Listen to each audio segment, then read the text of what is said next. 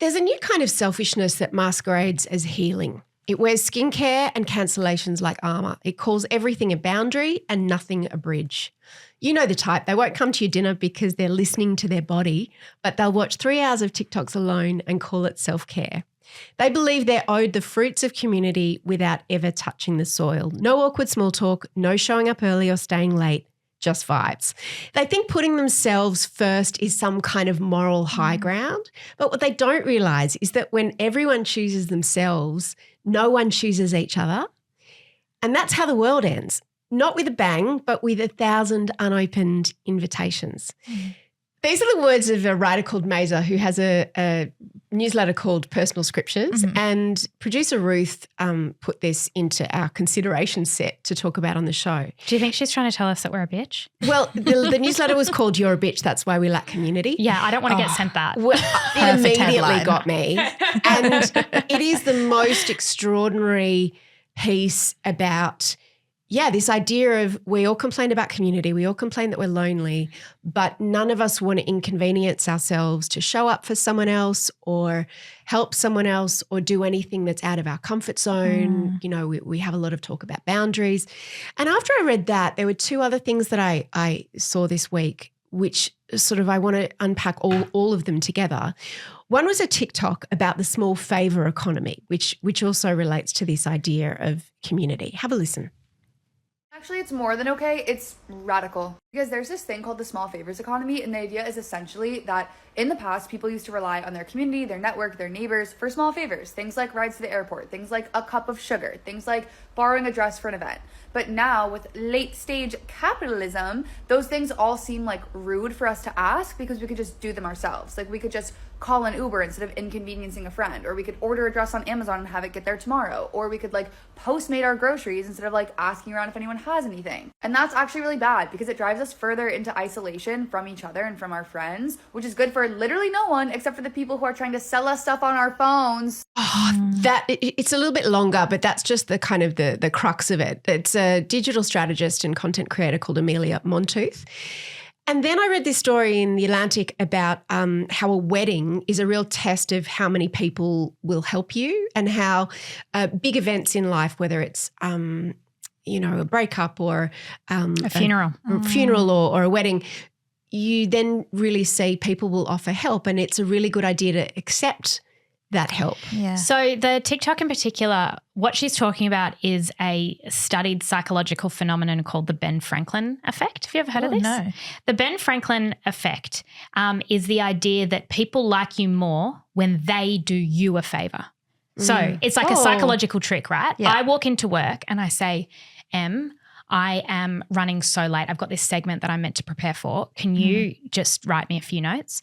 The way that they wonder if it's because of cognitive dissonance, which is if you're sitting at your desk doing my notes for me, then you're thinking, I must really like Jessie. Like if I'm doing this, I must really like her. Can I say I must really like Jessie while also saying, God, this lazy bitch. Well, that's the thing is I think we all assume that people are going to resent us. Right. Because we've asked them to do a favour. Surely resentment kicks in after a certain point. Exactly, after a certain inflection point. But generally speaking, that inflection point's called marriage.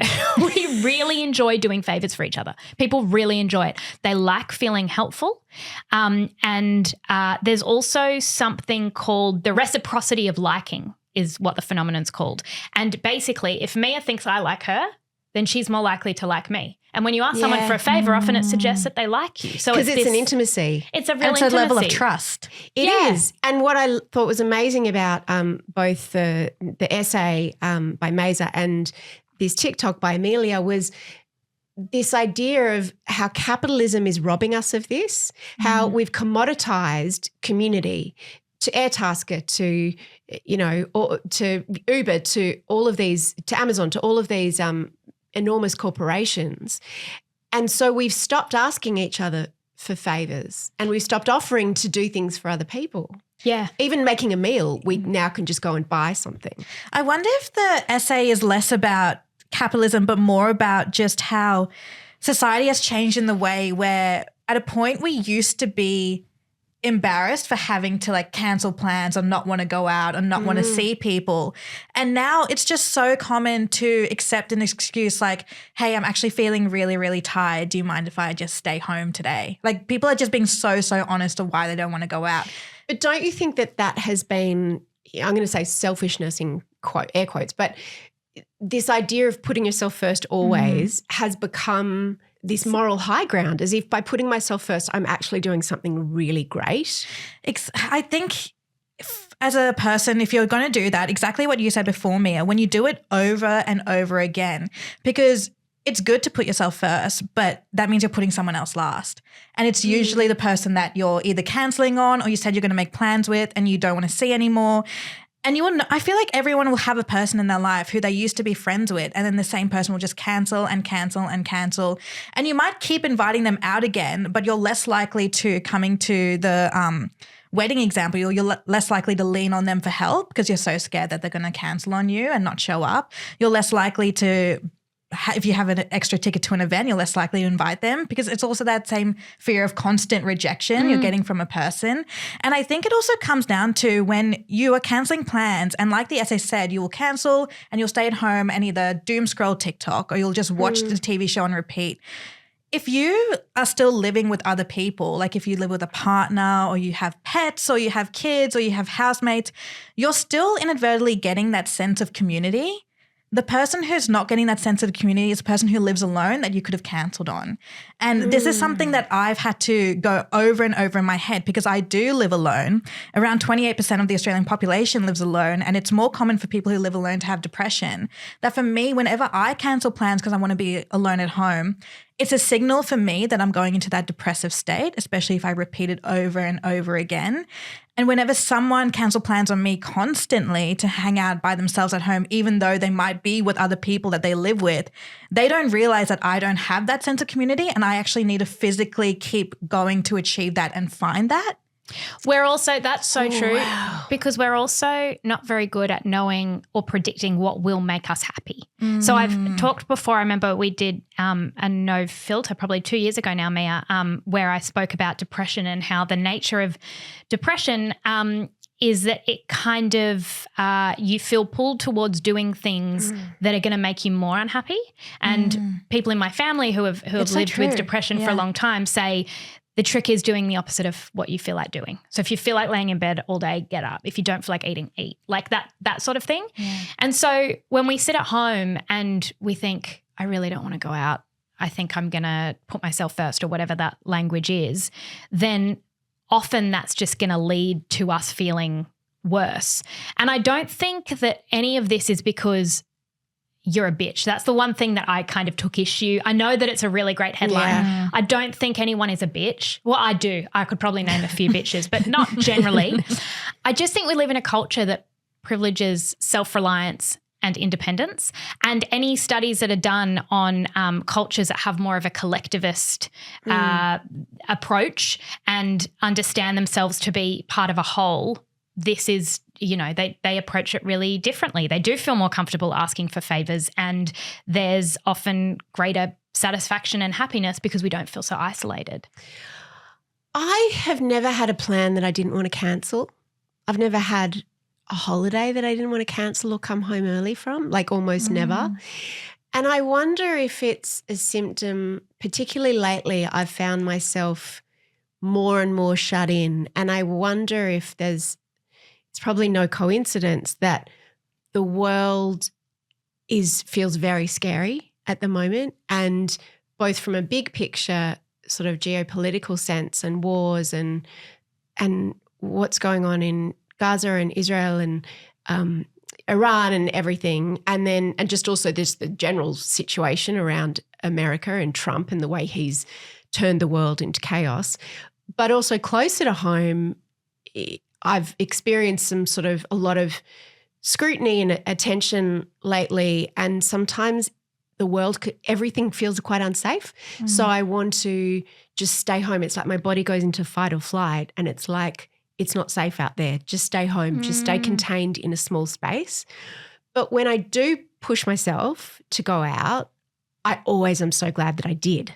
And the question is, what you then do when you are at home alone is pick up the phone and look at things that are going to reinforce the sense that you're unsafe. Right. It's not like I sit home and meditate or look at the garden or read a book or enrich myself. You're right. I end up doom scrolling and feeling just almost perpetuate this fight or flight response. Do you think as well that we're addicted, quite literally addicted to convenience? So what we were saying before about, you don't have milk, jump onto an app, you can get it in 15 minutes. This is if you live in cities. There's a lot of listeners who don't have that. But even like addicted to the control of knowing what the weather's going to be tomorrow, all that kind of stuff. We've got no, our muscle for dealing with inconvenience or discomfort or delayed gratification is so weak. Is so flabby. So I have someone who's very close to me, and I will say, hey, I want to go, we should go and visit this friend over the weekend.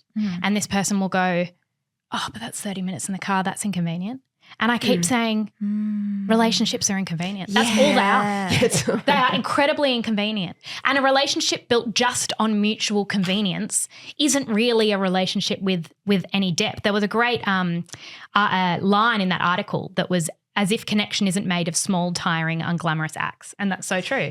It's like you've got to put yourself out. Inconvenience is the tax that you pay for community and relationship, right? Whether it's friendship or whatever. If you're never, ever doing something that makes you uncomfortable or inconvenienced, you may as well just live in solitary confinement, surely. It's also like really sad that it always comes with an element of surprise when someone does want to do something for you. Like with weddings and funerals, like you're always so shocked, like, I can't believe she sent so many flowers. I can't believe she just took over the booklet and the planning and everything.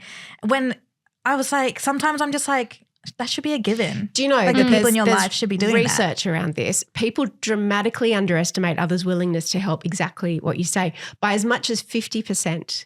That seems like a lot. Yeah. And we always overestimate how inconvenient our requests will be for others. I have a friend who just had a baby, and she had a commitment that she had to do, and she messaged me and said, is there any way that you could come round and just hold the baby for an hour? I was so excited because I was so desperate to help her, and I'd been doing the thing you're not meant to do, which is how can I help? Because I didn't know. I know sometimes you can put your foot in it, but I was like, I'm actually desperate to do that for you, and I will feel closer to you at the end of that. Yeah. What's hard though, also, I know we talk a lot about askers and guessers. When you factor that in, and askers and guessers, an asker is someone who asks for what they want, and a guesser is someone who wants you to guess what they want.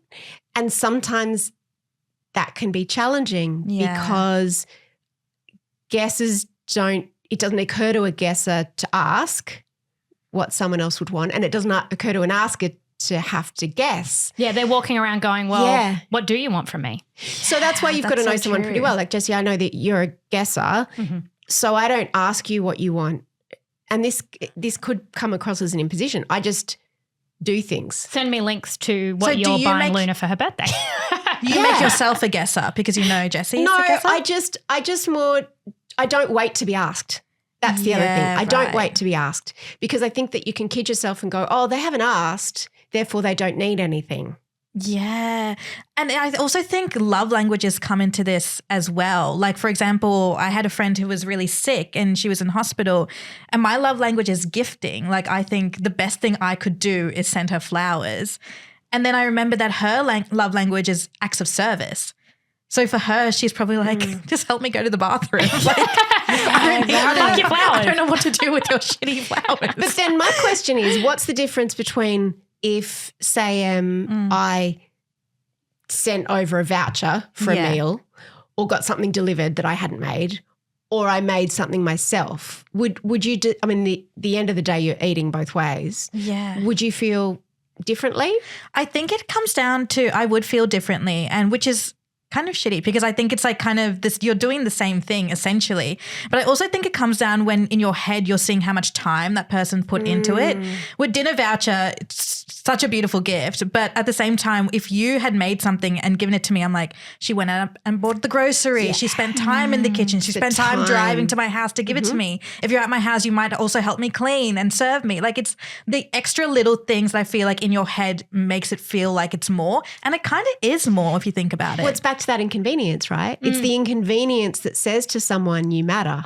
Well, it's also existing in a productivity kind of centered society, and also an outcome centered society, where it's like whatever the outcome or the result or the thing that sits on the table, it's like we don't even want to think about kind of what got. It's like I've had this argument with a friend too about whether it's the thought that counts, and I'm like, I actually think all of the thought and all of the effort does count for a lot, but sometimes I don't think it's seen that way.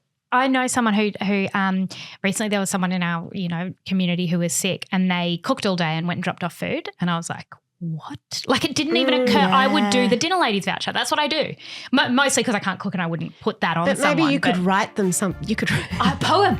You could write them a poem because cooking is not something that you're good at. No. Like, same with me. Like, I would not burden someone with my cooking. So the conclusion is write more poems. Write more poems.